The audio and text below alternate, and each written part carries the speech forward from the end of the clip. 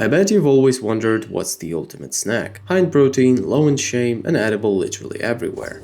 In a store, on a walk, when exercising, on a toilet, in a bed, or even in a shower.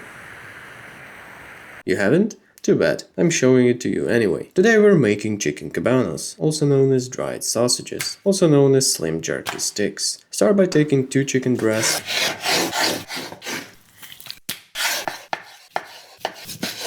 from a recently unalive chicken, cut them up and grind.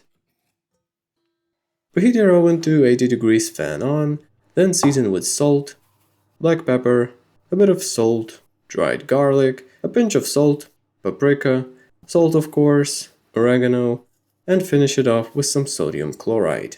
Mix it all up with your hands like you're trying to apologize to the chicken. This is the part where I'm supposed to put a call to action, so like this video and comment if you ever tried bread or water. That way we all feel included. Now grab a piping bag and stuff it all the way through with your meat mixture.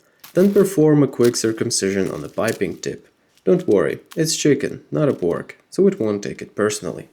Then pipe out your Kabanos onto a baking tray. The default shape is this kinda long chain, but you're only limited by your imagination. You can make a heart-shaped Kabanos, a Kabanos dip, a flower, or one that looks suspiciously like a cat poop. Sky's the limit. Put it into the oven and keep the door slightly open so it doesn't get steamy, and dry them for about 3 hours. When time is up, take them out and check if they are fully dried. This is one of those rare cases where don't judge by appearance actually applies, because even though it looks like a cat poop, it definitely doesn't taste like one. Allegedly. Crack open a cold one and enjoy your protein sticks.